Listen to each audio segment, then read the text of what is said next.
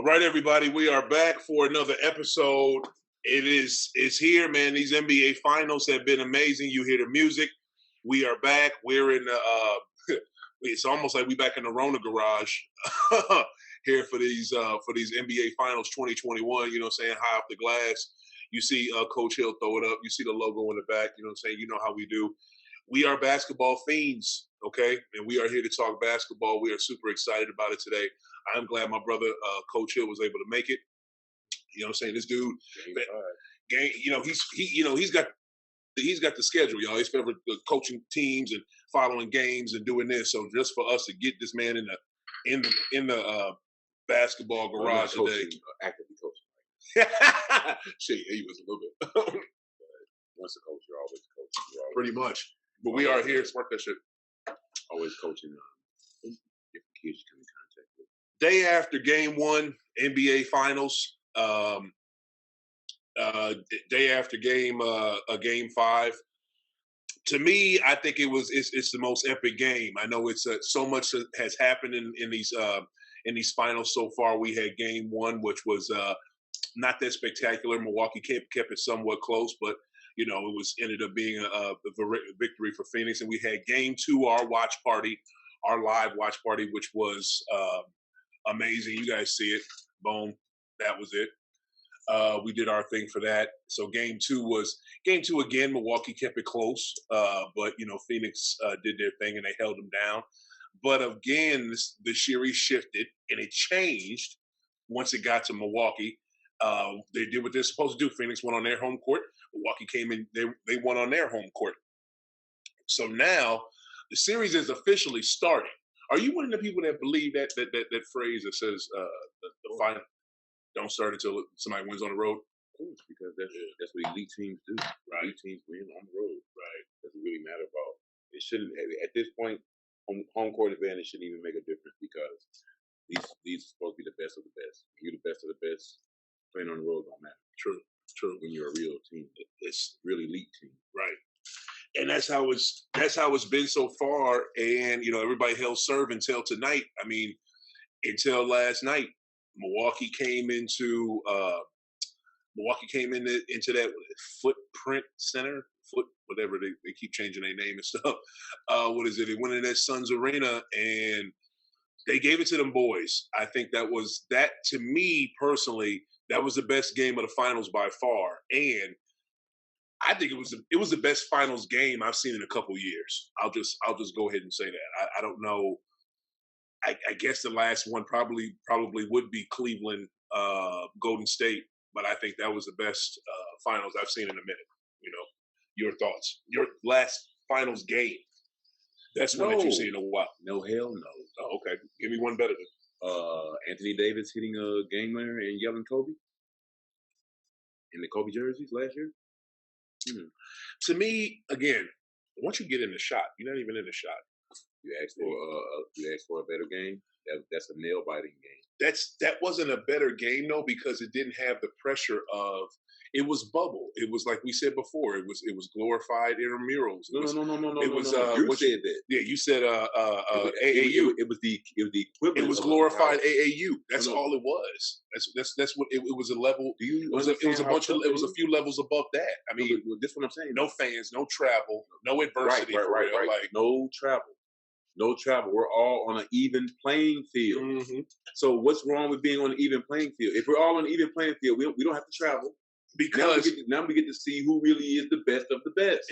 You didn't see who was the best of the best because you didn't have the normal issues that you have in a normal NBA finals or a normal playoff. Travel, someone being hurt, somebody getting sick. People players hurt. What is it? Well, yeah, you had that. I'm sorry. What is it? Only thing that was missing was fans and travel. Fans and travel, and then the adversity that comes with that. Sometimes there's issues that come with that type of stuff. That is a big part of what goes on in the game or what goes on in the playoffs. Is that shit you won't? I thought you knew how to roll. What happened? Damn, bro, waste my shit, dog. You don't want to use these bullshit cones. Shit, it ain't bullshit. They raw papers. Hey, don't you say you know how to roll them? And I did. and it ain't burning. Oh, that's why I don't mess with these. That's why I mess with tobacco. You don't know how to roll and shit. Let me see that shit, man. So dude over here wasting my shit, y'all. God damn. How the fuck? Yeah, to me, yeah, you have to have that. You have to have that travel. You have to have that. You know, you got. You don't have to. No. You do. It's not going to be. It's not going to be accurate. This is the point. This is the point I'm trying to make. It's not going to be accurate. Point, you didn't have. You couldn't have it because of the pandemic. That's what was going on. You couldn't have that. So once again, that makes it like a real tournament, like the NCAA tournament. It's played on neutral floors. You do have home fans that come in that have tickets, but it's on a lot of home fans. It's on a neutral floor, point blank. Whether or not a team travels good or not, it's still a neutral floor. Yeah. When you have a neutral floor, you take out that travel aspect. We're on a level playing field. The best of the cream of the crop is going to rise to the top, or you're going to get a team that's going to get hot like Miami did. And they're going to make a long run. Mm-hmm. Things like that happen in real tournaments. It does, but when you have ideal conditions, no adversity, no travel, no fans, and you have rookies, which Miami did, it's easier for them to go off. But more important, Miami's team was all rookies. Those were the people that did it for him. Jimmy Butler and Duncan Robinson and Tyler Hero. Butler's not a rookie? No. Jimmy Butler and the two rookies, those two dudes, who this year did nothing, nothing. But what is it? Get back to that validates my point. And like I was saying, you have a team that gets hot and goes all the way to the finals in tournaments. That happens, like Miami did. From the beginning of the tournament.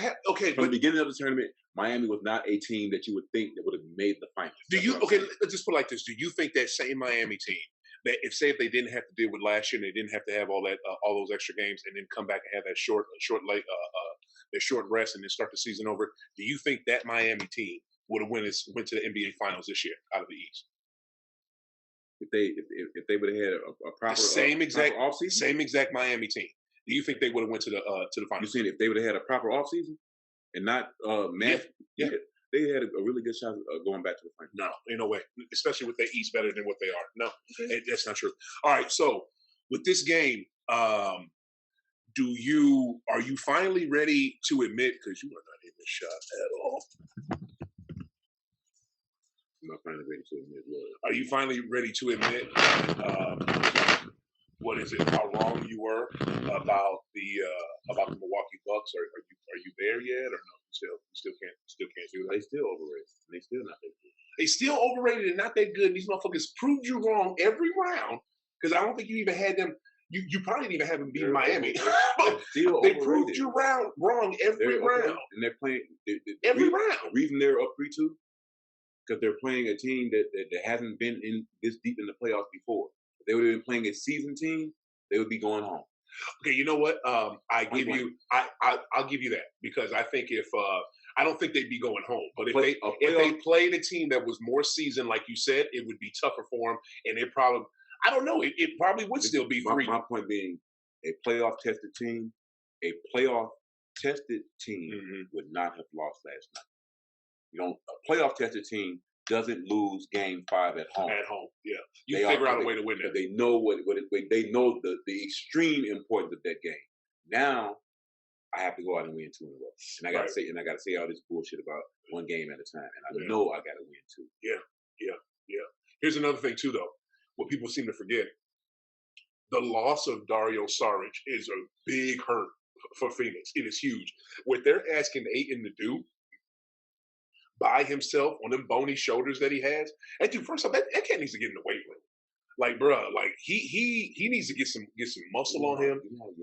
I know, but man, his shoulders are smaller than mine. He's 7 feet. I'm 6'2". I don't give it. Okay, look at all you gotta do is he's mad young, but it don't matter if he don't start lifting some weights. Look at pictures of young Shaq. Look at pictures of Shaq. Young Shaq and young D Howard didn't look that small. They didn't look as small as that. Look at pictures of Shaq in his first 2 to 3 years. I know what Shaq looked like at LSU, fam. And Shaq at he LSU, didn't look that small. Shaq, no. My point being is this: you got to remember, Aiden played how many years of college? 1. Shaq played 3 years of college. Aiden played 1 year of college. Can you roll this one? So my point being, the age that he's at now, he's what 21? Yeah. He hasn't even 22. He's about 22. He hasn't even started to develop any of his man weight yet, man muscle. Think about it. You're 21. You haven't developed. Your body's not going to look what look like. He's still growing. Okay, yeah. You better hope so, because when you look at his shoulders, like you couldn't, like you see D Howard's shoulders. You could park a Cadillac on that man's shoulders when he was playing now and back when he drafted by Orlando.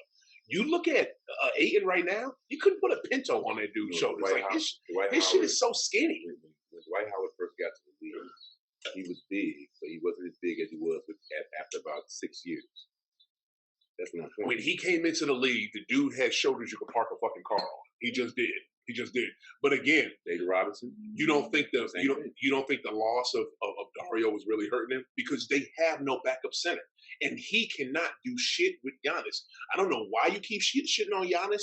I know Giannis was good. I didn't think Milwaukee could do this. Oh, Giannis, I had Phoenix winning in 7, but Giannis, man, is showing his ass. Like, you got to give this dude some props.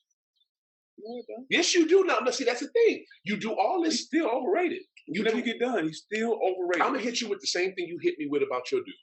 The one thing you always say that you got to give, even though Bron shits on our team, which is Boston. He shitted on us before, but you was okay with that because he Bron. But you got to give him props because he's so good. That's what makes you respect Bron. Why the hell can't you do that with Giannis? He's not so good. He is. He's showing you. Like, what else do you need? First of all, what in the hell? First of all, going back to this block. The block was great. But going back to that block once again. That was 2 games ago. No, because it was an iconic play, supposedly. And it was a great block. It was a great block because he started off on one side and he got back to recover. So that still doesn't make me think like, all of a sudden he's a great defensive player. He still didn't deserve the defensive player of the year because point blank, he does not play good one-on-one defense. It's a difference between help defense and one-on-one defense. Yeah, that play was a great play. Let's take anything away from that. It's a great play. But as far as, he's just a great defender? No. If he was such a great defender, I didn't see you take on KD. And you had other NBA players who acknowledged that fact. Like, okay, you so great. Why aren't you not doing this? Yeah, he should have guarded him. He definitely should have guarded him. But when you don't make that move, that lets me know, yeah, you're overrated. There were times in the game where he guarded him. He just didn't guard him consistently throughout the entire series. Busting y'all ass in that one particular game. Mm-hmm. You don't make any move to be like, forget whatever coach talking about. I got him. I'll be honest with you. I would have said the same thing you said. I would have said that, and I would have been down with it and wholeheartedly agreed with you. But they got out of the series. If you would have had him on KD, their best player the entire series, what would have happened? He would have been worn down. And they are a number 2 seed. They are not a one-trick pony. They are not a one-man team. They are a deep team. Milwaukee. Yes. Yeah. So yes, they are. With him checking KD for a whole series. The Nets were a one-trick pony. With him checking KD for a whole series, they still should be able to beat Brooklyn. With the way Brooklyn was conceived with having the injuries and everything. If Brooklyn is completely healthy, no. Milwaukee doesn't beat them. No. It's not even close. It may be. Not even close. But I give them their props. They made the finals. Mm-hmm. But once again, if this would have been any other team in the West, Clippers, Jazz, not so much Jazz, Clippers, Nuggets, teams that have been in the playoffs for the last few years, that's going through the wars and the battles, they wouldn't be down 3-2. There's no way you lose. You don't lose game. And that's another thing about Chris Paul. Even though Chris Paul has been giving them this veteran leadership, people fail to understand this. Chris Paul's never been this far. True. So true. He don't know about these waters neither. And I give you that. That's one of your takes that I really can't take too much from you on, because I wholeheartedly agree. I think if they had more vets on their team, the only other vet they really have is Dario. Jay Crowder. Yep, Dario and Jay Crowder. And Jay Crowder, you know, y'all can love him as much as you want. I like dude. I wouldn't be that mad if he came back to Boston. But one thing about Jay is not going to get you that big stop defensively. He's not going to get you that big bucket that you need. He's not going to do that. He's just not going to do it, bro. If that was the case, then he would have been able to stop Middleton last night when Chris was busting his ass. Chris was getting in his ass. Hey, and Chris Middleton is a star. All right, then. Chris Middleton is a all-star. Well, guess what? You're Jay Crowder. If you're supposed to be known for your defense, you have to get that crucial stop. And you may not be able to do it every possession. I get that. But you got to do it on that major one. You know what I mean? You have to do something. But now that, you have to do something. On the other end, you're going to be looking at Chris Middleton like, wait a minute, you're an all-star. You can't be letting Jay Crowder stop you. Even Jay Crowder is not first team all defense. You're a defensive player, yes. You're not considered one of the best defensive players in the league. He has to be considered somewhat of that. You know why? Well, he's not. He has to be. You know why? Because he's been in the Eastern Conference, or he's been in the conference finals for like the last 4 or 5 years. He goes to teams that are always good and need that extra other player. No one. He's that big player, big offensive player people always try to get. He's not considered He's not considered by anyone as one of the top defensive players in the league. He is. That's the whole. Yes, he is. That's why he keeps going to Boston and Cleveland and in Miami and now Phoenix. What are you talking about? If that is said case, why does he not? Is he nowhere on any all defensive team? He may not be on those shit. JT didn't make the goddamn All NBA team. No. I didn't say All NBA. Sometimes I didn't say All NBA. Sometimes they get those teams. We are talking about the All Defensive team. Anybody who's looked at on the All Defensive team, they are known for being a defensive player. That may be true, but sometimes they don't make mistakes on the All Defensive team. They make mistakes on all those teams. Shit, like you just said, they make mistakes with the award. You said Giannis shouldn't even got it. When that year he did deserve it. Now back-to-back years, he shouldn't have got it. I don't think he should have got it back-to-back. How can he ever deserve it when you never see him play one-on-one defense? The first year he won it, that man was locking down whoever he had to guard. That man was doing his thing. Come on, bro. And the numbers back that up. Locking down. Yeah. All right, so right now then, who you got? Who you still got? You still got Phoenix? You got Phoenix in 7?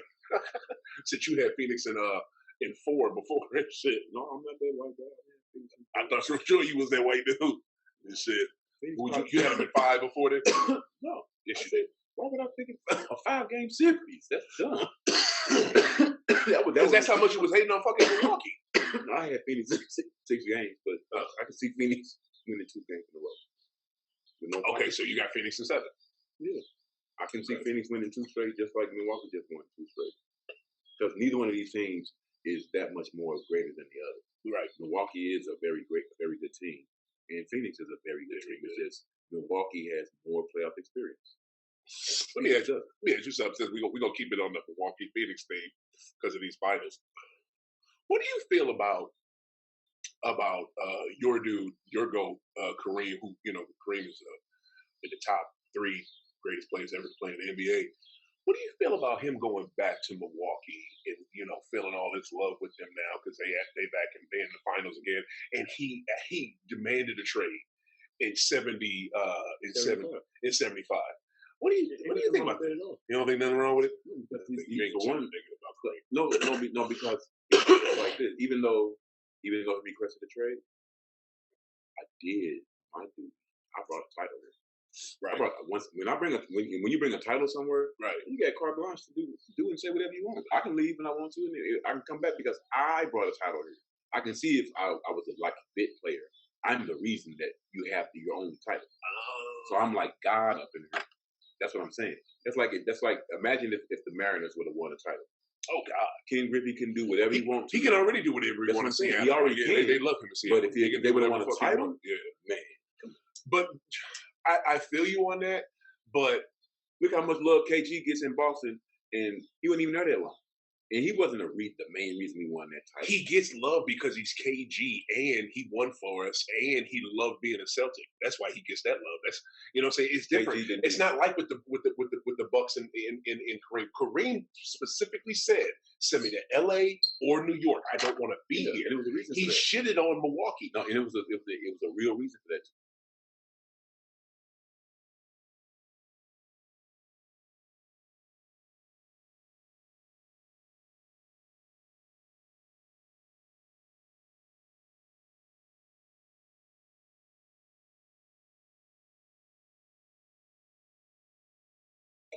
The state of Wisconsin locks up the most black men per capita in the country. Yeah. And like I said, he was trying to further his social platform, unlike players of today when they're trying to further a social platform. You know, his was different. His was actually about social justice and change.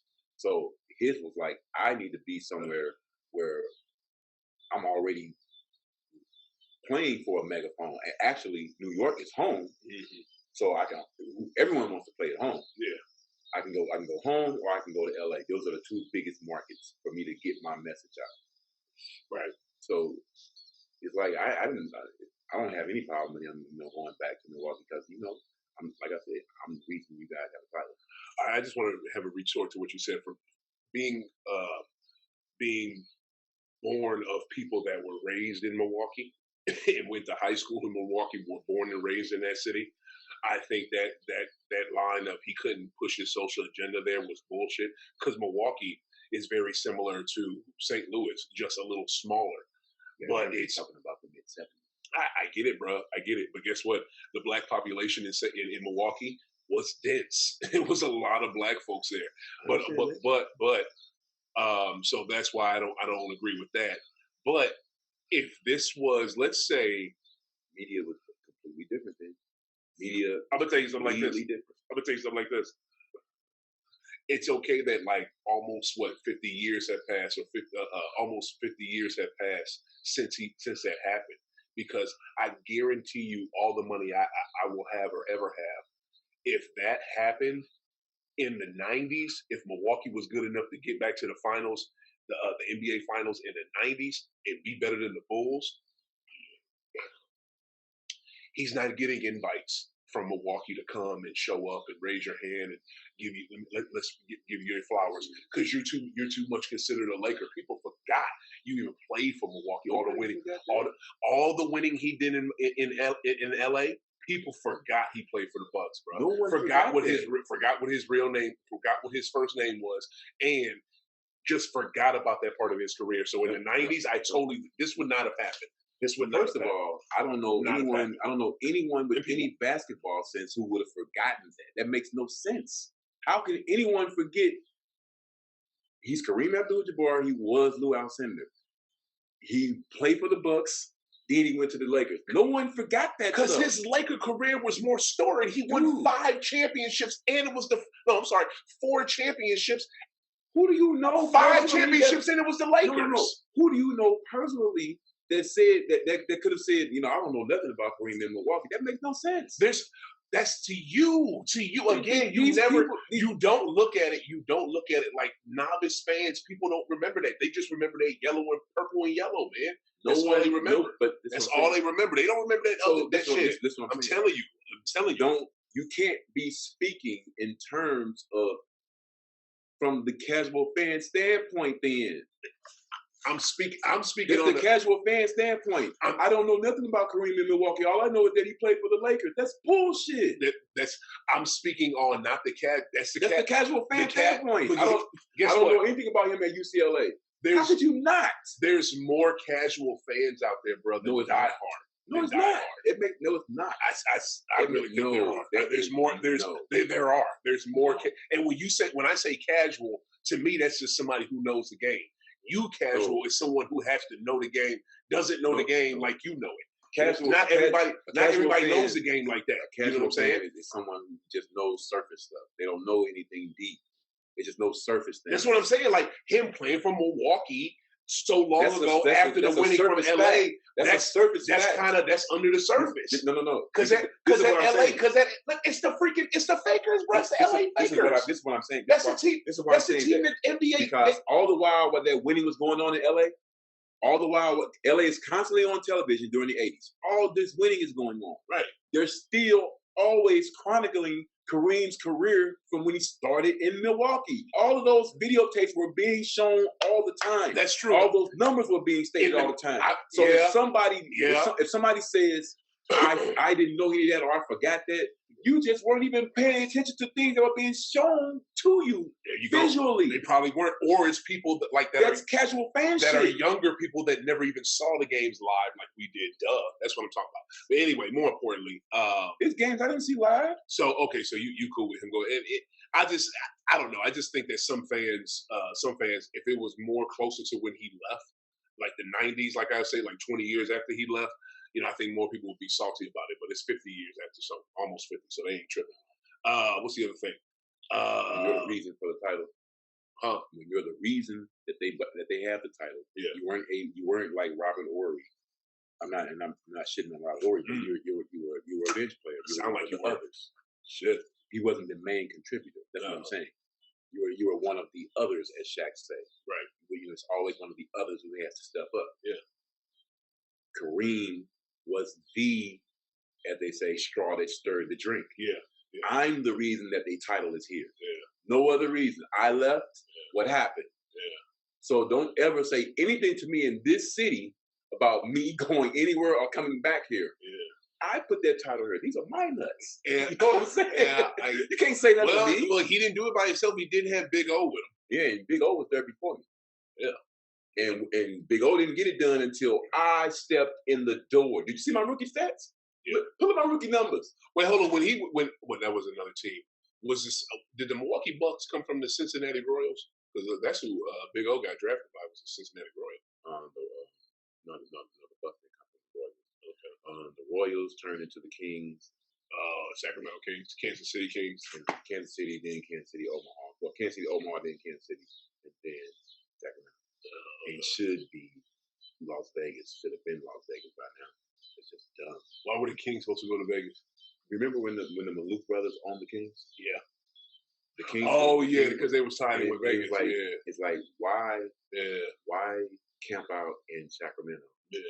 Either the Kings or the Clippers should have been went to Las Vegas. Yeah. You know what I'm saying? You're right. Like the Clippers just makes no sense whatsoever. Yeah. You know who's salty as hell right now are who exactly you just said, the Maloof brothers. Because there's a team there now and they ain't got nothing to do with it. They are salty as hell. Oh, wow. It's not an NBA team, but an NBA team. But it's going to be an NBA team. Those are the two cities that are ahead of St. Louis. Yeah. Las Vegas and Seattle. One thing that I see that Alan Silver has said that Adam Silver has said he is. I'm 100% down with Adam. He's been a pretty good commissioner since he's been there. I wasn't sure how good he was going to be.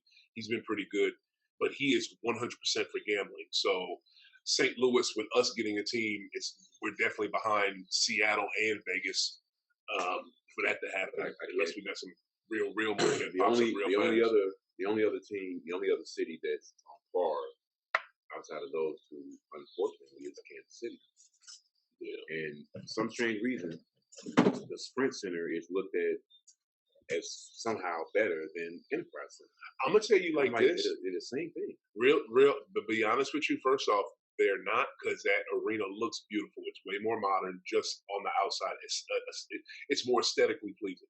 Second, the downtown, the area that surrounds that center in KC is beautiful. It looks so much better than what we had. Have you been? Like, when was the last time that you went inside the Enterprise? The last time I went inside of there? Right, with the Scott Trade or with the Savage? Oh, that's a good question. It was probably Scott Trade. You haven't been inside since it's been the Enterprise Center.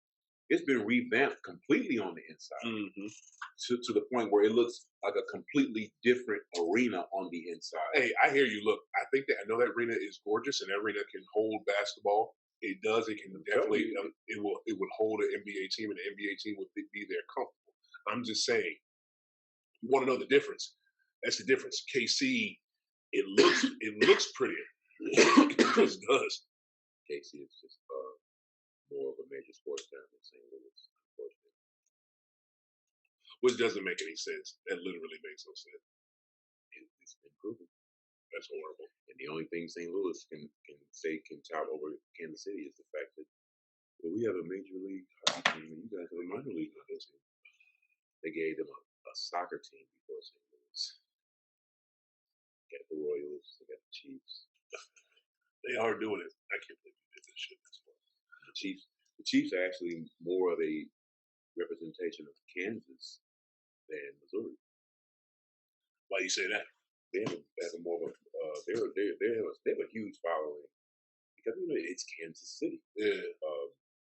When the Rams got here, there was a love for them, but since the Cardinals have been gone, a lot of people just gravitated towards the Chiefs because it's the only team in Missouri and all that. And then they really like the Cardinals because the Cardinals was their original football team. I get it.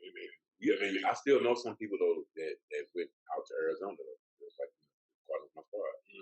And I got a coworker to this day, straight Cardinals fan. Yeah, that's some crazy shit. Pass me that over there. But to me, that's the same as people who are still Rams fans. Though. Why? Because I look at it like I correlate it to. Okay, this is the girlfriend that you had, and she's obviously moved on to someone. Why are you still loving her? Because you got that relationship. And on top of that, she's traveled all around the country. She's been to L.A., Cleveland, St. Louis. Yeah. We digress. Back to basketball. Please. We're saying with what's going on in the finals, in contrast to last year. No. We'll get back to that. Let's talk about the event. What did you think about our live watch party for Game 2 of the NBA Finals? Besides the fact that it hurt my knees, sitting for so long. It was a great experience. We had a great time. Dude, that was pretty fucking dope, wasn't it?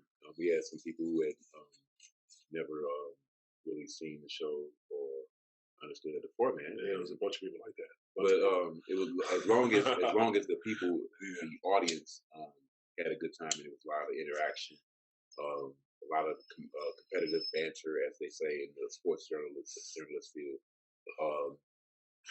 We did look at the game. We focused on the game at times, and you didn't focus on it nearly enough. Good. But no. But you got wrapped up into the fucking most mundane conversations. You got wrapped up into a goddamn listen. We were 76ers, 83, 76ers conversation. We were trying to remember.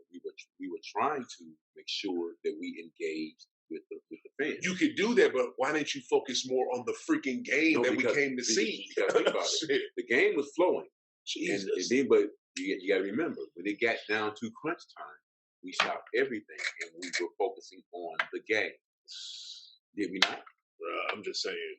Did that? It's a simple question. Did it happen or not? Okay, I'm just saying. Did we focus on the game during the most important time? Oh yeah, definitely we did. That's what I'm saying. It was just more so we just shouldn't focus on the game. But that's what I'm saying. But when you're doing a live event and you got alcohol and cannabis flowing, you're gonna get what happened, which is what we do as men. Yes, we quote unquote argue / banter about different topics.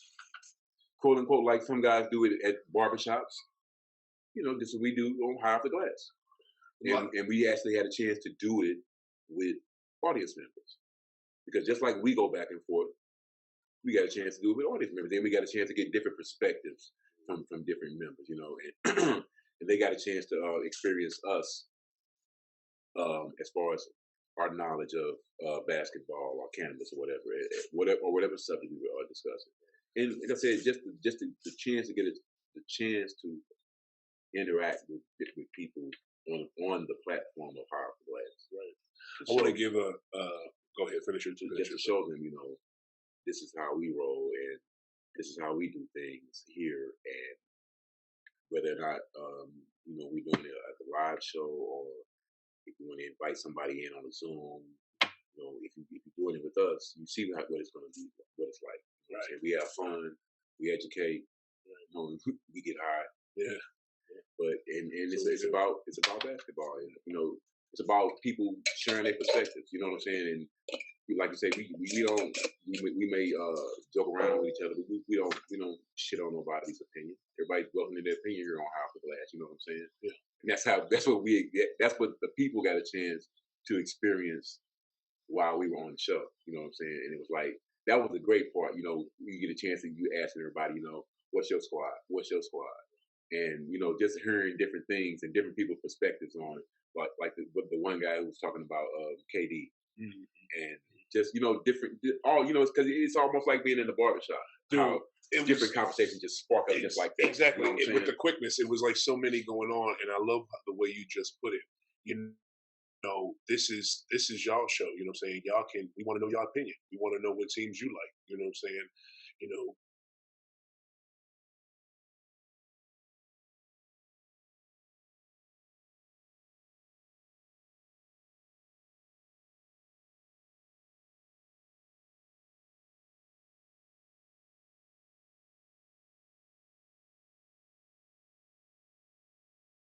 You know, just when you see like people not quote unquote arguing, you're looking at the passion that people have for their view, for their opinion, right? and Right. they getting a chance to express it. You know what I'm saying? That's it right there.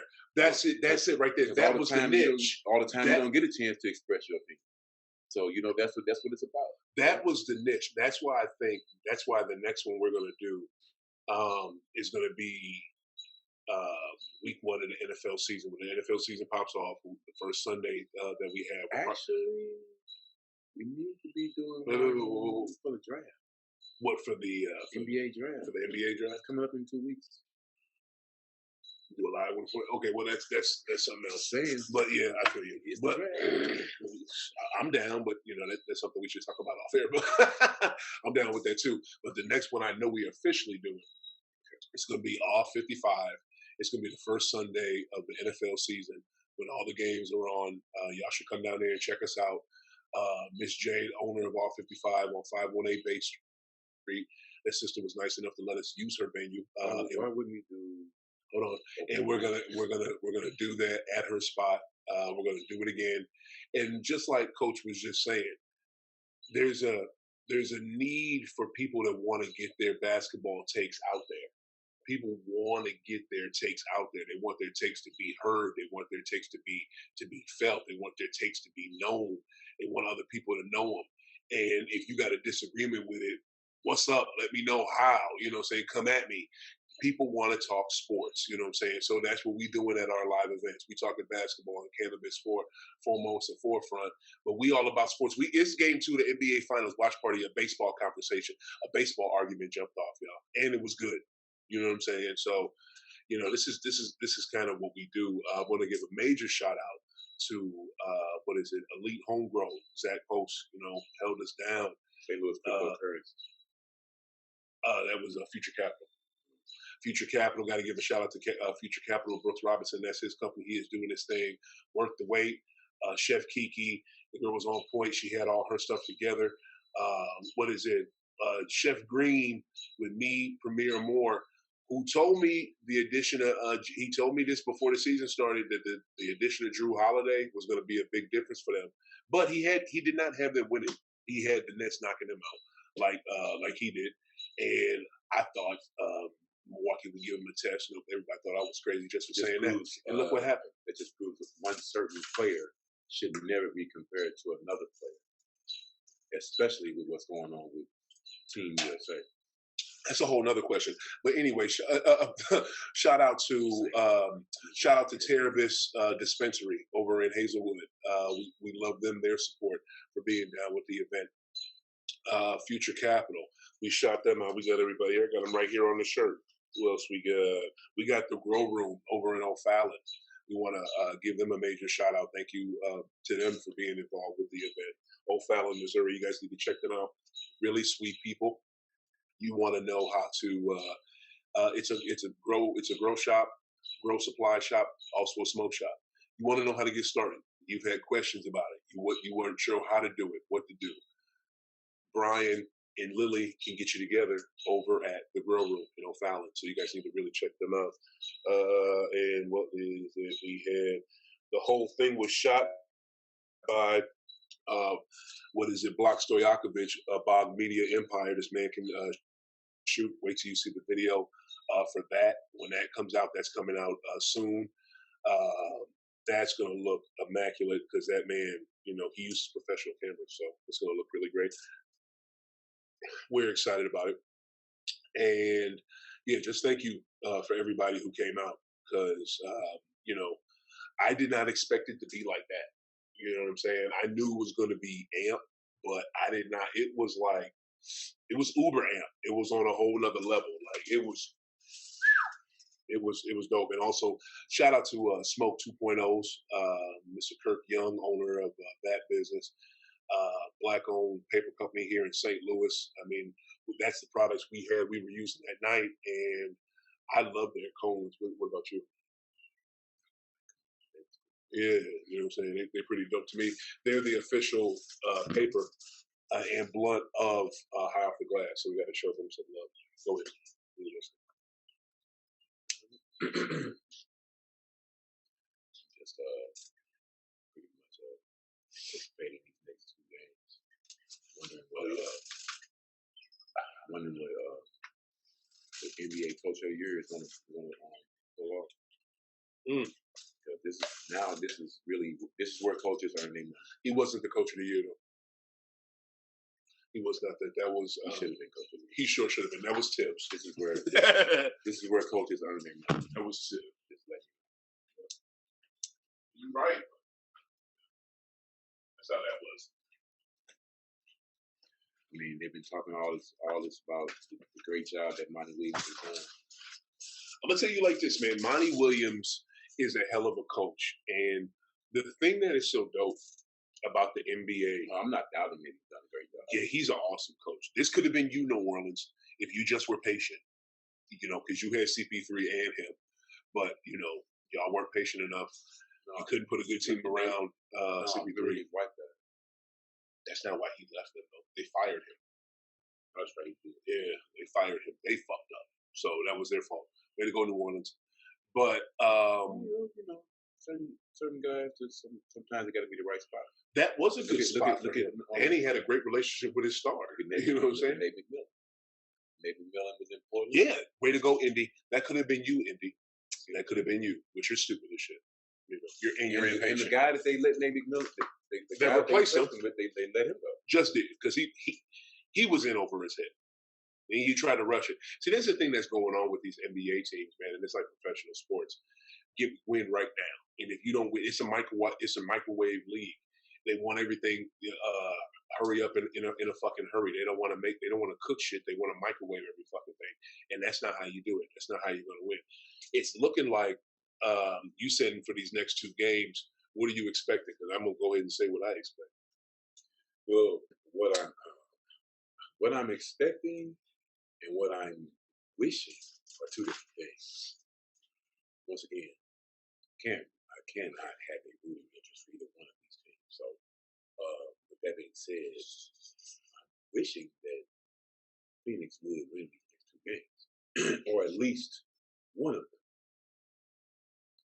But what I'm expecting, I'm almost actually expecting Milwaukee to come and really stink in Game 6 because of the way Milwaukee plays at home, and because of the way Phoenix has played these last 3 games.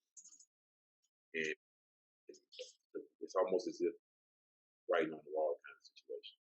Hold up, dude. Wait. Let me make sure. I kind of thought something's going on with my ears. I wasn't sure. Hold on. Wait. I just want to make sure I got it right in my mind. Hold on. You think Milwaukee's going to spank that ass? It's a great chance. Wow. Like I said before, I'm not going to shit on Milwaukee and act like they're not a great team. You've been shitting on them, though. No. You shitted on them every round. I'm giving them their props as being a great team. No, you haven't. You just now did that. I just don't. You just now did that today. I still don't. I still believe Budenholzer is not a great coach. This is game after Game 5. Yeah. And I still believe Greek Freak is overrated. But how was he overrated? This man has 2 immaculate plays from this damn game. From this final. That reminds me. Yeah. This is why that play is not immaculate. Why he's about to talk? He's about to talk about the block, y'all. Why the block isn't dope? No. I already said the block is not very nice. But I'm talking about the alley. Oh, okay. So let me set this up for the audience. This to me is one of the dopest plays I've seen in the NBA Finals in years.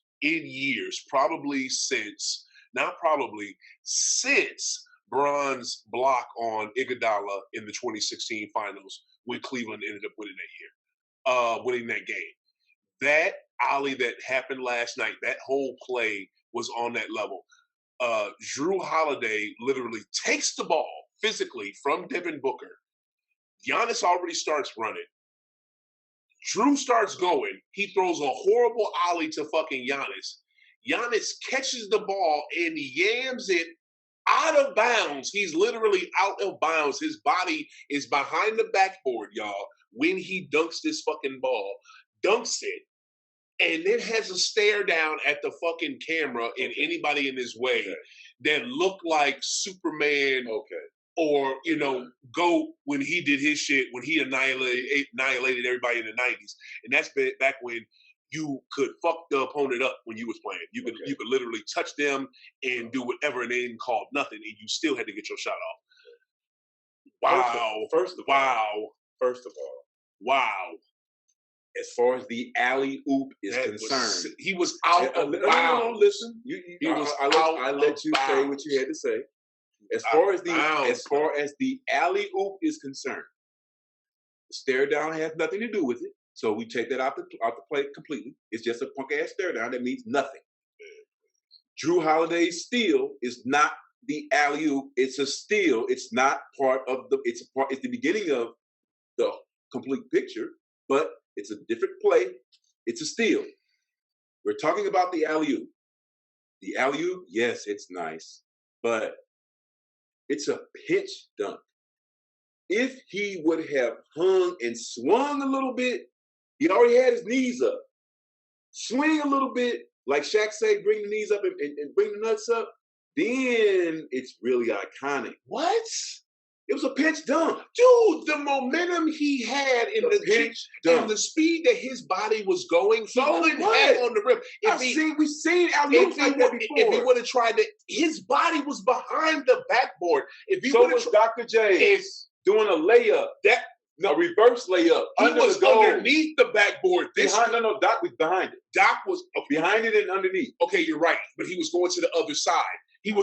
Dr. J's momentum was taking him to the other side of the backboard. And we are disrespecting Dr. J by bringing this bullshit play up. We're not, but you just did that. You just did that, but we're not disrespecting him because Doc would tell you that play was sick.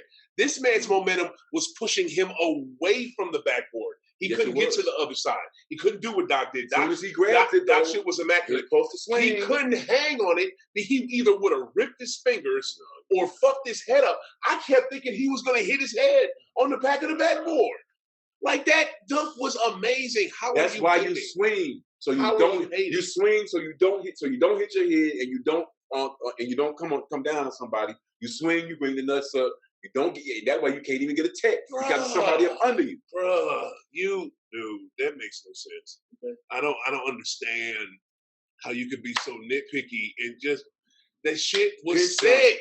Pitch dunk. Tell me a better play. Tell me a better play than that you've seen in the last NBA Finals. Like I said, Anthony Davis hitting the three, game on the line, yelling Kobe. They swept them. Wait, did the Heat even win a game? Did the Heat win a game? Yeah. They won one game? They won two. No, they did not win two. They did not win two. It was a gentleman's sweep if they won a game. Please. Man, they gave Wait a minute. What does that have to do with an iconic moment? Because with that it was a game-winning shot. That first off, I don't know if it was. Yes, it was a game-winning shot. Game-winning in the finals. Okay. Yeah, it was a game-winning shot. The reason in the finals. The reason why this. So you're gonna compare an alley-oop to a game-winning? The reason why I'm comparing it is this.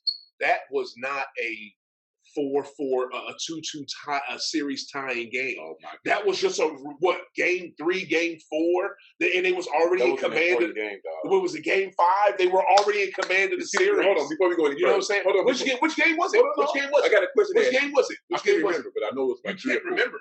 It was about 3 or 4. Okay, it was 3 or 4. So it wasn't even a closeout game. It wasn't even a closeout. So it wasn't a closeout game. This was damn near like that. It's tied. If you know what the percentage is. If you win this game when the series is 2-2, what happens? The winner of this game wins 76% of the time. So what is you saying? This game was way more important than that game. Come on, bro. Did we go to a game together? Yes, sir. Have we been to more than one game together? Yes, sir. And you've heard me say it's two things that we want tonight. Free basketball, which means overtime, right? Yeah. And the only other thing that compares to free basketball is what? A game winner. You've heard me say this before, right? Oh, no. I'll ask you a simple question. Did you hear me say that before? No, I heard you say the first part. The first part of the caveat. Well, you were high and you didn't hear the other part. But that's the only thing that compares to That's the thing you always repeated is free basketball is the best. Or the only thing that compares to that is a game winner. Because if you have a game winner, then you have a game winner in the NBA Finals. Okay, but it wasn't. That's more than, like I said, that dunk wasn't a game-winning dunk. It wasn't a game. It wasn't a game to take over. And he didn't even swing. It wasn't a game to take over the series, and it wasn't a game to close out. We need to do some research and figure out. Why don't you do it? Look it up, then I'll talk while you do it. I'm thinking that's game 3. Because all I'm saying is it wasn't a game to close out the series, which is the most important, and it wasn't a game to control the series like Milwaukee just did. That game, that win that Milwaukee had, I would have put everybody. You would have put whatever money you had. If somebody wanted to bet Milwaukee, you would have took that bet. I would have took it. Come on, man. You got to give Milwaukee their props and realize how big those stakes were and how huge they came up. You understand what I'm saying? You can't talk. Hey, look at. I understand what you're saying. I mean that dunk. You're gonna see that alley-oop, bruh, in the finals for the rest of the time you are on this planet Earth and watch finals. Like every time you watch it, you're gonna see that fucking ollie. Every time. And you're gonna, and they better not scratch that play. That was in the Western Conference Finals. Thought it was the NBA Finals. I smoked weed. Oh, getting back to that thing.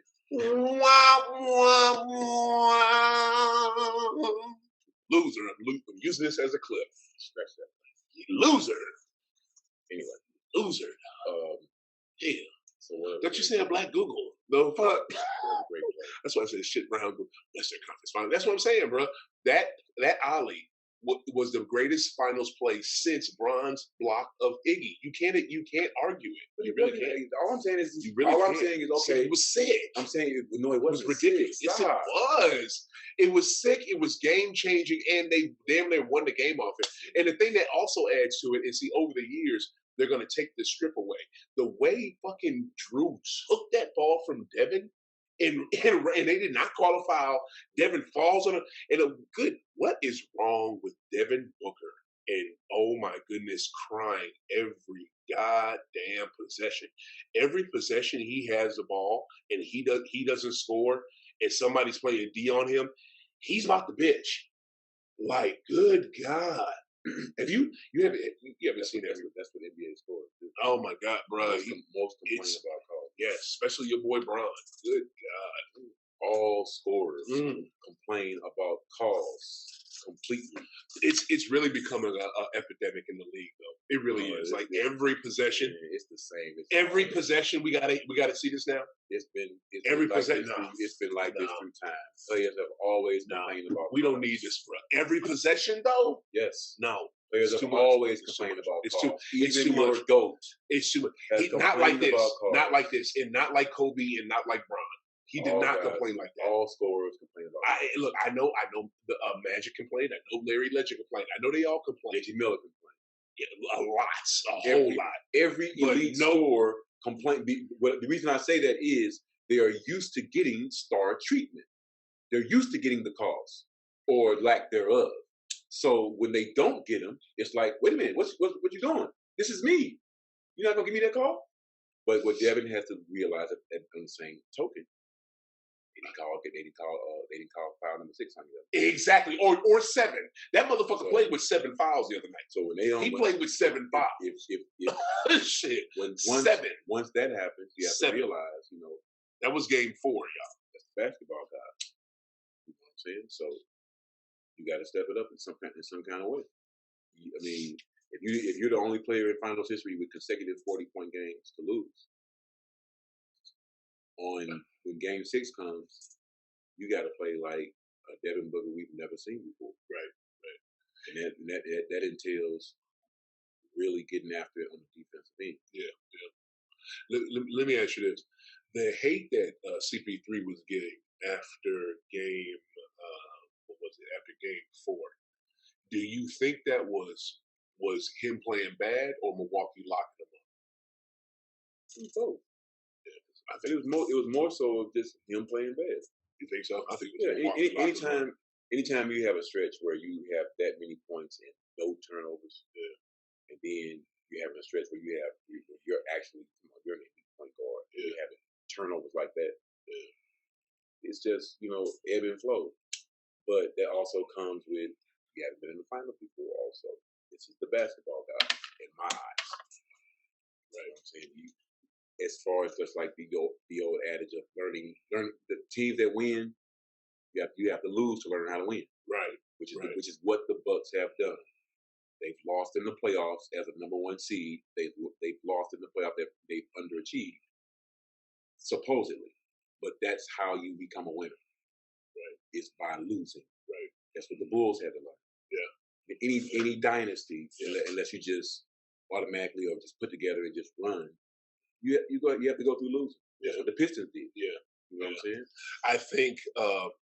A point I was going to make earlier, we jumped on something else. In the NBA, this is why the NBA and like most professional sports league in the United States, most professional sports leagues, all professional sports leagues in the United States, except for soccer, you're going to find the best athletes in the world because steel sharpens steel. You had the first round in the Western Conference was Luka Doncic in the Dallas Mavericks, a good team, versus the Los Angeles Clippers, Kawhi and Paul George, a really good team. In the first damn round, you know what I'm saying? It's just, you had a Philadelphia 76ers versus Washington with Brad Beal and Russell Westbrook, who ran the league crazy this year with more triple doubles and broke Big O's record. Like it's steel sharpens steel. Let me finish up. We hate so much on dudes who just don't get it done. But it's just like, look at the gauntlet of what they have to go through every year in the playoffs. Like Dame Lillard should not be looked at as a loser or this, that, and the third. Look what he has to go through in that Western Conference. So he may be unsure what he wants to do. Damon, won't you come on to freaking Boston and let's win a couple chips? You know what I'm saying? Yeah. Because you come to Boston, Massachusetts, and you're gonna win no less than 2-3 chips. You need to come on down. We would love to have you. Unfortunately, that was it, what you said. Nothing about that Dame Lillard going to Boston winning chips. What I'm saying is, I bet you that would happen. What I'm saying is, would that happen? Superstars are just. Would that happen? Yeah, you win. Damn right.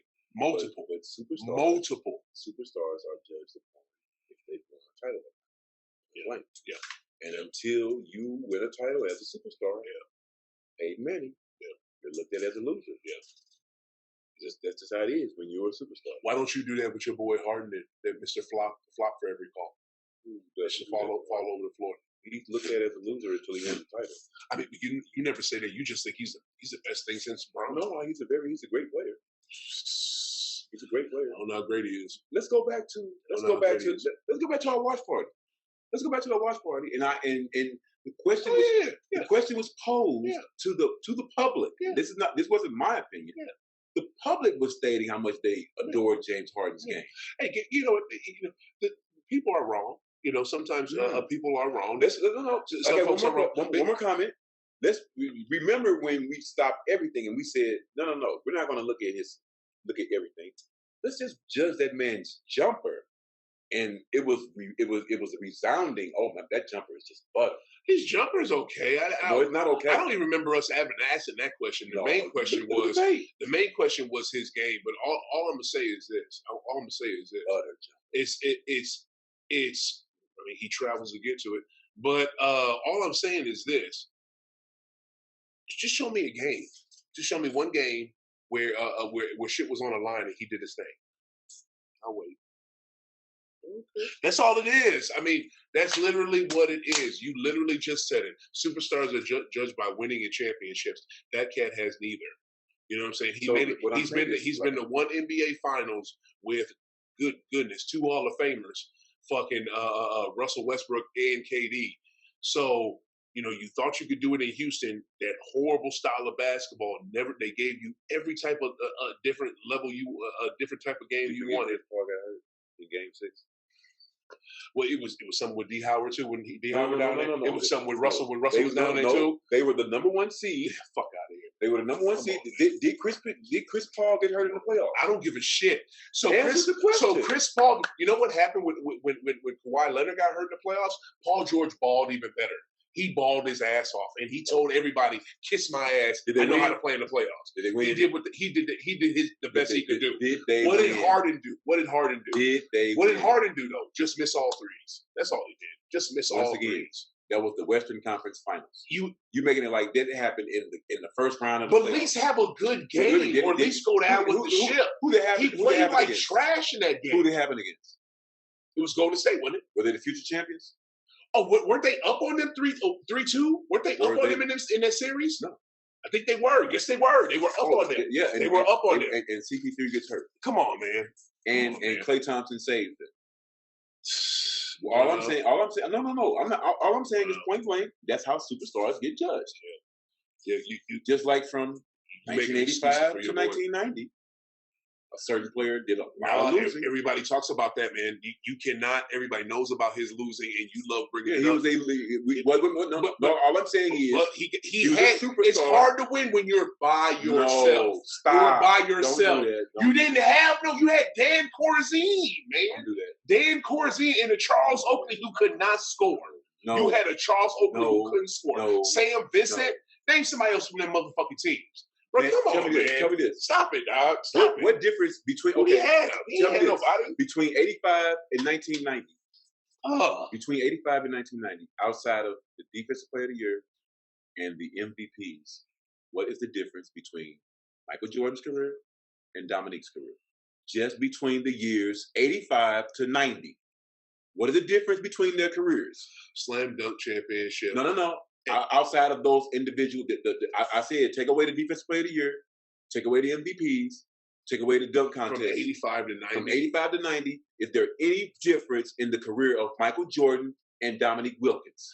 I would say that GOAT was doing more with less. And that's why he's getting that respect. I didn't ask you that at all. I didn't ask you that. You said there's the difference. I just told you the difference. He was doing more with less. What else you want? Were they both superstars? In the league, yes. Were they both superstars not getting it done? Yes. So that means they were both looked at as losers until they won a chip. Dominique didn't. Jordan did. They also played. Neek played with an All-Star. Gold ain't played with no All-Star. All-Star Dominique played with Kevin Willis. And Doc Rivers. Stop it. You acting like and Doc Rivers. And it was probably somebody else. It was probably somebody else from that Atlanta team. No. Who else was on this? Who else was on that team that could have been a Cliff Levingston? John Concat out this moment. Okay. Anyway, all I'm saying is, like I said, superstars get looked at like that. So even though Dan is my boy, and that's the genesis of this conversation. Dan is my guy. That's my dude. Unfortunately, you're a superstar, and until you win a chip, you looked at as a loser. Yeah.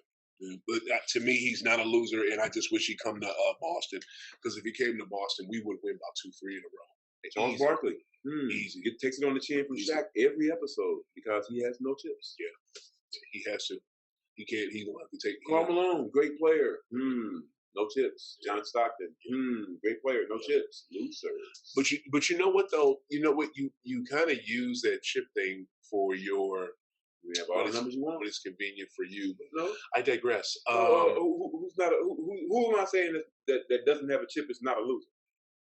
I don't know. It's just you take up for Harden a lot. I know you kind of explained. I like Harden as a player, but okay, you're a superstar without a chip. You're a loser. But you're still a great player. There's no disputing that. He's still a great player. So yeah, I'm gonna say just like you said earlier. I'm gonna bring it back to the finals. He said, what do you expect in the next 2 games?" I expect the next again, y'all. Yes, I picked Phoenix going Phoenix in 7. I did do that literally, but yeah, it's probably gonna be Milwaukee's at home. They have all momentum. This could be. Oh my God, this could be a thorough spanking. That crowd. I'm talking about something like 128 to 87. Yes.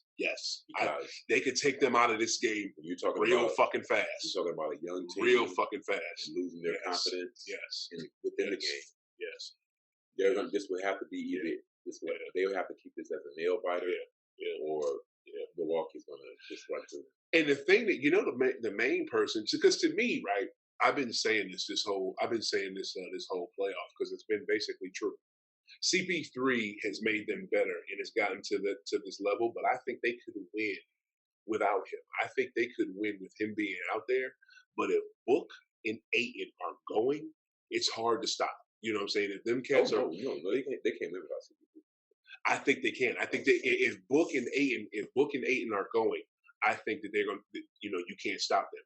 But the thing that what you just said makes it so true is that Ayton will get down on himself. Ayton will get down on himself. He will feel sluggish. He will everybody feels sluggish out there. You playing all those minutes, but he'll play sluggish. He'll play with his head down, and that's a problem that he has, and that he needs to rectify ASAP if they're going to do anything. That's like I said earlier, very young.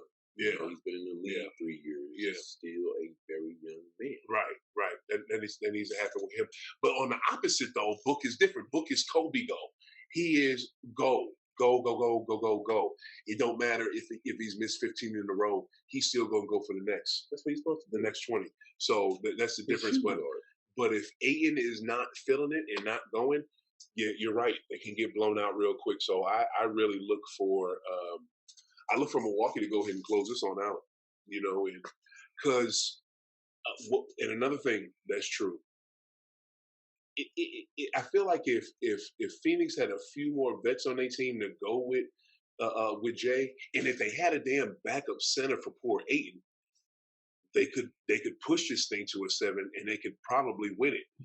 But that speed they got, Milwaukee knows how to slow them the hell down, and they've done that. Because that's what we thought. When I said what is it, Phoenix in 7? Everybody laughed me out the event when I said it game 2 at the watch party. But we see now Chris Paul is the key to this game. Because Devin Booker's already proven that he should be traveling with his game. Right. And when him and Chris Paul are both clicking together, it's pretty much unstoppable, and that opens up everything for Ayton to get about 18 or 20. Yeah. But if Booker and CP3 are both in that 25 to 35 point range, it is gonna be hard for Milwaukee to win. But shit, they were damn near in that last night, and they still lost. Like what did Book had? How much did Book have last? Book had 40. Book had 40 last night, and CP3. Chris Paul had shoot. But he had, but I mean, one of those games when Chris Paul, the way he was playing in game 1 and 2, how he was controlling. He had 21. He had 21 and 11. Oh no, that's what I'm saying. Yeah, so that's what I say. And 25 to 35. Look at this. This is not you. In a normal game, you would think to win this. Ayton has 20 and 10. Book has 40. He needed more than just 40 points. But what is it? You got 10 from Crowder, which wasn't enough, and 21 and 11 from CP3. Not bad. You know what I'm saying? Bench. Oh yeah, bench gave you nothing. That's what I'm saying. Yeah, it's the others, and if your others don't play well at home, imagine what's going to happen on the road. Yeah. But see now, now if you look at that roster on the bench from the bench players, now just if you're looking at that roster, you gotta in your mind now you have to look at those guys and you have to say which one of these guys do I think is going to show up Tuesday night. I tell you somebody right now, and I'm surprised this man ain't got no damn players. I see his name, Javon Carter. Why is Javon Carter not getting no clock? That man balled. He was nice at West Virginia. He was nice. How long ago that was? It was a little while ago, but I feel like he could give them something off the bench. He could give them something. Look at all those names. The guy that Or are you gonna pick? Okay, I know you're not gonna pick Javon Carter. Pick one of those names as your guy who's gonna show up. So each one more. You know, I feel like, each one more ain't gonna give you too much of nothing. I know Frank the Tank ain't gonna do nothing. Man, don't go through all the names. Just look at them and just pick a name. I already said, damn Javon Carter. That's the name that you picking. That's gonna show up tomorrow night, Tuesday night. I feel like if they give him some clock, he could maybe give them something off the bench. Yeah, but he ain't got no damn time. So it makes no sense to make that pick then. Pick somebody that's in the rotation. All right, somebody who I think is gonna do something. One of those others has to show up big Tuesday night. That's easy. Cam Johnson. You know, Cam Johnson. I'm always gonna go Cam Johnson. I'm going to go with Mikal Bridges. Yeah, Mikal. This is another thing with Mikal and Cam. Do a lot of flopping, and I feel like that flopping game and that complaining to refs, it takes him out the game. That's why I don't like it out of Devin, and that's why I don't like it out of these players. Because when you do all that flopping and when you do all that complaining, you know what I'm saying? From the event of you flopping because you want the call, it takes you out of the goddamn game. You know what I'm saying? That's why I hate that shit. And what is it? Cameron Payne and Mikal Bridges are starting to do a lot of that. They're getting it from their leader from Book. But yeah, I agree with you. I think they could do that. And another thing I want to say about last night's game that was so crazy, they were missing easy shots they usually drain. Book wide open threes. CP3, the little mid range he loves, missing them. Missing them. It was crazy. Wow. But he still ended with 40. And that 40 probably most of that came from the line. Like how many free throws he had? Let's see, free throws. Let's see, 80%. It was 4 or 5 for the free throws. So that's what I'm saying. That's pressure. He didn't even get to the line that much. Yeah. When you got a big game like that, down the stretch, you go to the basket, get to the line. Right. But it's 51% from you're not getting your calls. As a matter of fact, what did Phoenix go from the line in the game yesterday anyway? Like as a team? As a team. And then look at the free throws from Milwaukee.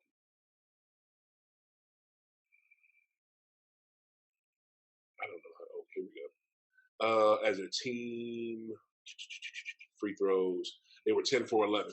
That's why they lost the game. Because they only had 11 free throws. Yeah. There's no way on earth. CP3 didn't get one. I said that earlier. Yeah. If you 11 free throws in a game means you were not being aggressive at all. Yeah. There's no way on earth an NBA team should have 11 free throws in an NBA Finals game. Wow. You weren't going to the basket at all. Yeah. So that's what we're going to see Tuesday night. Yeah. There's going to be a steady diet of them diving to the basket and getting to the basket. You're right. And to your point, guess what? Milwaukee probably shot about 27 free throws. Dude, 17, 9 of 7. They only made 9 of them, but they had 17 free throws. They only went to their 11. They only went 9 out of 17 from the line. Wow. And they won the game. 9 out of 17, less than 50, barely 50%. And you won the game. Phoenix had more blocks. They only had 11 free throws. Phoenix had 5 blocks to Milwaukee's 1, 9 steals to Milwaukee's 7. You know, how many turnovers did Phoenix have? Phoenix had 8 turnovers. Milwaukee had 11. Good goodness.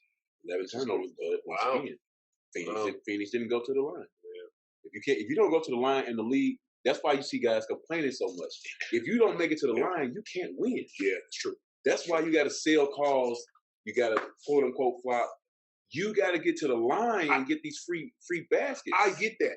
Put the onus on the ref to make the call. I understand that. But if you don't get it the first time, or if you don't get it that particular possession, go again. That don't mean you bitch the whole way up the court.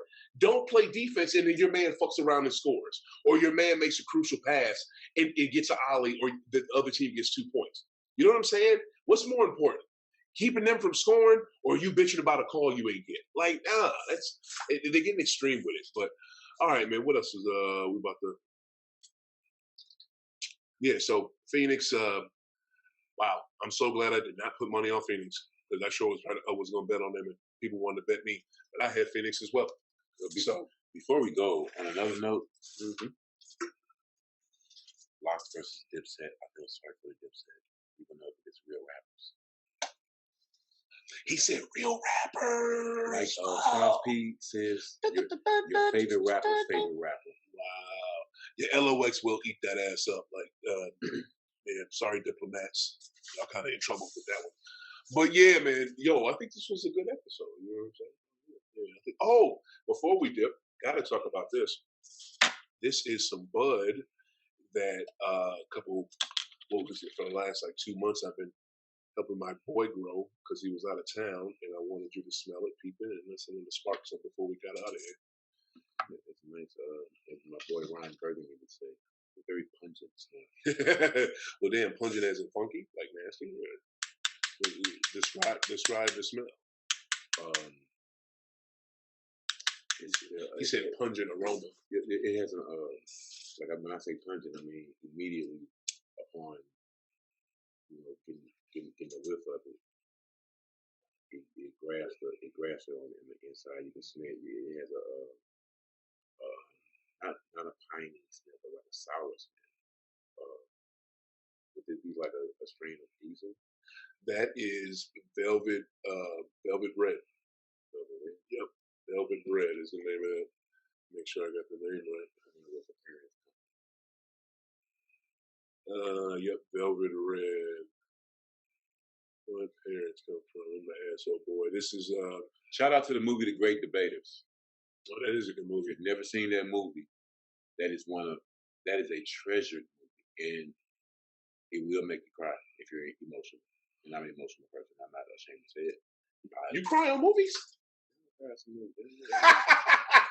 Word, son. Wow. Oh, man. Wow. It's called releasing emotions. Wow. You like Life, Jennings? I see life. Yeah, he had a song on his first CD called Cry. That's very true. I thought, no, it must be life. His name was Life. You just said it on camera. It must be nice. Where I thought it must be life. No. See what I'm saying about black people not knowing the lyrics to the song? All these years.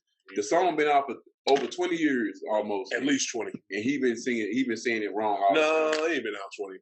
Yes, they're like, no. What is it? What the smell that you're smelling though is because I used to help him grow this because he was out of town a lot, so I had to put the additives in. You're smelling molasses because he used to have me put molasses in the water. You know what I'm saying? That's the smell you're smelling. Makes it the sticky icky. Yeah, dude, it was so fucking sticky too. Like when it was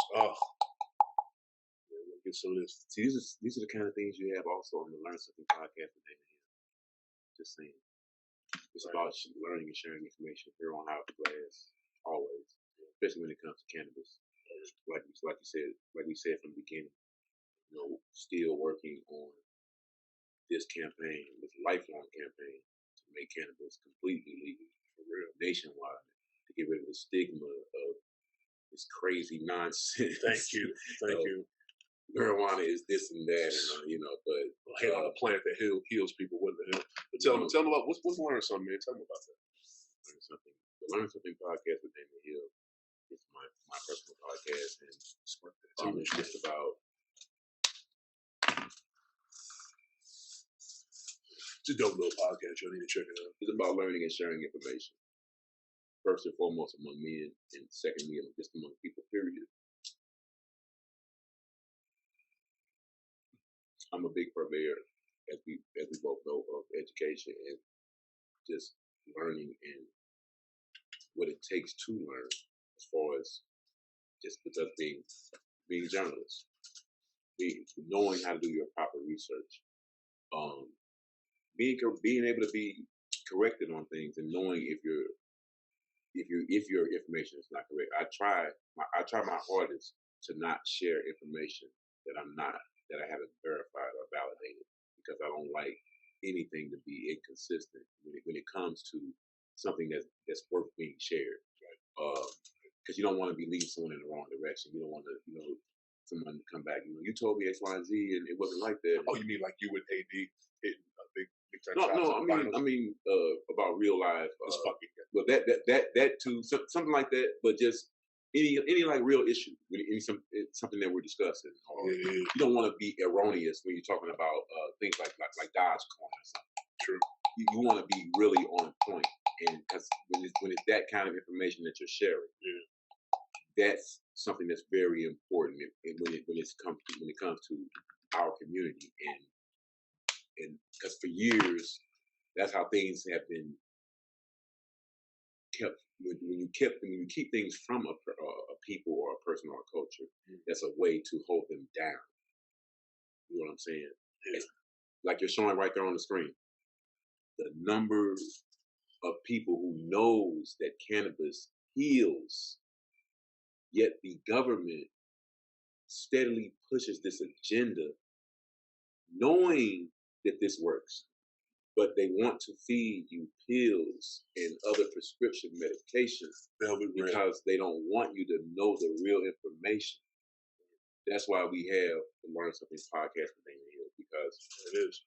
Information can come from many different sources. You know what I'm saying? It don't have to be from my man here. It could be from a little child. You know, my cousin, his daughter. It may be something that she's seen. And because I'm the kind of person that I have a lot of different interests, and you never know what could pique your interest. And children are so inquisitive, and they can teach us so many things. Because we'll tell them, go in your room and do X, Y, and Z. Yeah. She might be in her room coding. Yeah, you know what I'm saying? And she didn't show it, and now she didn't show. She's showing you something, and that's what it's about. Because I always say we exercise this. We exercise for drinking. We exercise with weights. Exercising this muscle, though. Yeah. Nothing works more. This is the most important muscle we have, y'all. This one right here. We have this one. For real. So when you exercise this one, there's no greater fulfillment. Because you know how it feels when you master something or learn something. Yeah.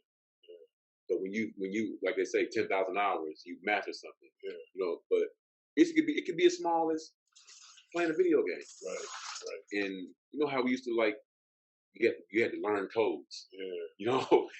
Yeah. You know what I'm saying? That's original coding with playing them fucking Nintendo games. For him, it was an Atari. Either way. You know what I'm saying? And speaking of video games, I gotta beat Spider-Man and I gotta beat them. I haven't even played Miles Morales yet. You know what's crazy too? I got the Spider-Man one, y'all, the one that came out a couple years ago, the good one. I still ain't play it because I had to get an external hard drive just to play the game because you need so much free space. That's the thing with these new games, bro. Like real talk, if you don't have space on your system or an external hard drive to hold it, you can't play these shits. You know, so you literally can't play them. One thing that you just said real quick. There are still millions and millions and millions of people in the world who have no idea that there is another Spider-Man. All they know is Peter Parker. That's all they identify with. Miles is that dude. That's why you have to Learn Something podcast for different nuggets like that. I need to check out Learn Something. It's sick. Yeah, it's really good. We talk about anything and everything: parenthood, fatherhood, financial, travel, anything that interests if it's a guest of mine, whatever they may be doing in their life, a comic spotlight, artist spotlight, a business spotlight, doesn't make a difference. Just anything where we can get someone's platform out and discuss information and learn different things. Get someone's, whatever they're doing out there on your platform. Right. But yeah, are you done with your commercial for your shit? Like, he's going on and on. Right on. But yeah, it's an awesome podcast. Check it out on Facebook Live. But look, man, this was a great episode. Right, thought it was a bet right quick, right? What is it? This was a great episode. It was just a bug flying around. That's all, G. This was a great episode. We had to get this in. I think since we got this little comfortable space here, you know what I'm saying? Because we've never done a show. I just moved here. If y'all remember our episodes last year when we were, in the Rona Chronicles and stuff, we were in, my old spot, smaller garage, different facility. We in a whole new spot now, new crib. So hopefully, if Coach like it, you know what I'm saying, hopefully we can get some more off air and you go see us in the Buddha basement like usual, you know what I'm saying? But check out, let us know, y'all. Again, this show is for y'all. You know what I'm saying? We want to know, what sports you into, what basketball teams you into, what this you into, what that you into. You know what I'm saying? Who's your players? Hit us up on those socials. Let us know what you think. You know what I'm saying? We will talk about it. Shit, we'll talk about it on the show. You know what I'm saying? So holla at us. Let us know what you think. Yeah. So, yep, I had Phoenix in 7. I'll be super shocked if Phoenix can get this game off Tuesday night. I doubt it. Where you watching the game, man? But I do know if Phoenix gets down big early, Yeah. spanking. You definitely can come over here if you want, or we can go to my spot that I go up to up the street. You might like them. But shout out to Privilege over here in Florissant, Missouri. I might be at the All 55 bar. Oh yeah, shout out to Jay. Yeah, there you go. Probably gonna be. We might be at All 55 watching it. You know what I'm saying? 518 Bates, St. Louis. You know what I'm saying? That's a dope spot as well. Privilege. If you're in North County, you know. Matter of fact, that's a dope spot. Florissant Valley. Good chance I'm gonna be on that. Yeah, I feel you. Well, I like the patio there. Very nice patio. For real. But here's the thing. Privilege is down for the same thing. Plus, we might be doing some lives up there. So, yeah. You know what I'm saying? So, yeah. We got family all over the same. We do. We love our family everywhere. Shout out to Legacy. Shout out to John Nix, Jay Nix. Them folks up there been doing it for 20 years, literally doing anything for the community. Shout out to Miss J for showing us love with all the time down at All 55. You know what I'm saying? But, yo, we about to get up out of here. You know, the music's, you know, kicking that music up, and you know, time to close it on out. We love y'all. This was dope. Just want to, you know, we're gonna get up out of here. We're gonna take care. Y'all be safe. You know what I'm saying? It's NBA Finals, man. It's been great so far. I love this Finals. It's been real, no bubble. Everybody, you know, out there in them in those arenas. I wish these people would wear more masks. I don't understand you, Milwaukee, all y'all outside. I know y'all fear the deer, but you know, y'all fear masks. Like, throw a mask on or something. What is it? Coach, you got anything before we get up out of here? NBA draft coming up. After last week. Yeah, we're gonna be on it. You want to do an episode for it? I'll do an episode for it. That earlier. Oh yeah, you did. You said do a live. We're gonna have time to do a live. We could do it. We can do an event for it. We could do a show for it. Hey, watch out for that, yo. We gonna get an episode in for that. If we don't get one in, yo, for Coach Hill, for O the Great, yo, we love y'all. We out of here. This bus that I'm under is really hurting me. Yo, high off the glass. Wu-Tang. Yo, we out of here. Be safe, y'all. Wow.